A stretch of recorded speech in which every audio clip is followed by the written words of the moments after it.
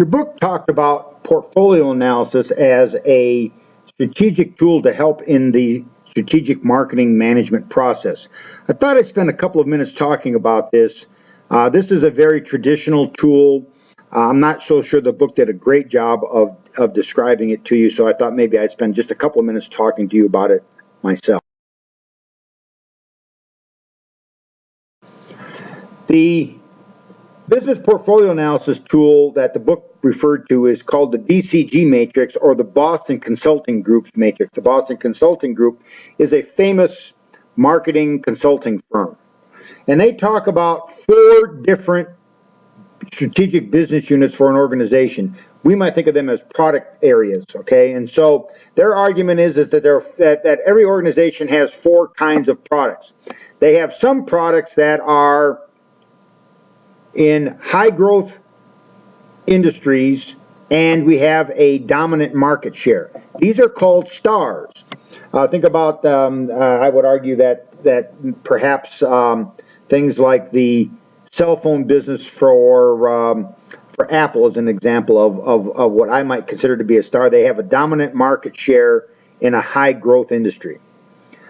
Next, we have something called cash cows. These are products where we have a dominant market share, but they're in slower growth industries. Okay, they're still very valuable to us, but they are in fact in slower growth industries. Then we have something called the question marks, or sometimes referred to as problem children. These are products that are in high growth industries, but we do not have a dominant market share. That is, they have not reached their potential. And then finally we have something called dogs, and dogs are small market share units in slow growth industries. Now, we refer to them as dogs, and of course if you refer to them as dogs, it sounds like something bad, but organizations often have products in slow growth industries where they don't have the dominant market. Now, there are 4 basic strategies for moving products around in the product portfolio. One is to build or grow market share. One is to try to maintain or hold market share. A third is to harvest or try to squeeze as much profit and revenue out of a particular product, or you might divest a product, that is, get rid of it, sell it to someone else, or maybe simply discontinue it. Now, we have 4 categories of goods: stars, cash cows, question marks, and dogs. And so it would appear that we would have 4 strategies: build, hold, harvest, and divest. And we would say, well, I want to build or grow the question marks.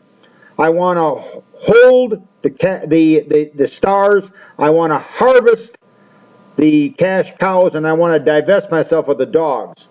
And that seems like that would make some level of sense. The problem is that when we look at the business portfolio analysis, it's crucial that every organization have a mix of products. Some products we have are going to be stars. They're not all going to be stars, and stars require a lot of attention, much like the stars on a basketball team or movie stars.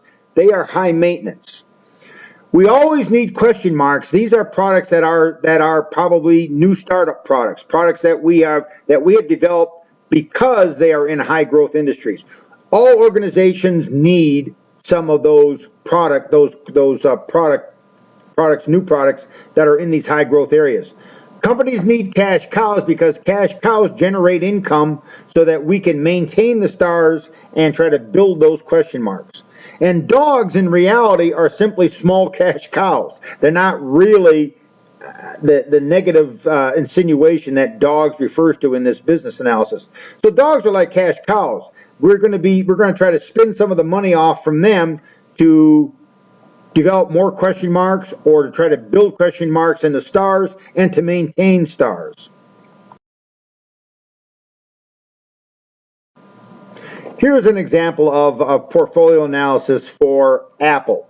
I'm not sure that I agree with it totally, but your book talked about it, and you ought to at least read that part to see if you agree that is in fact where things are for Apple.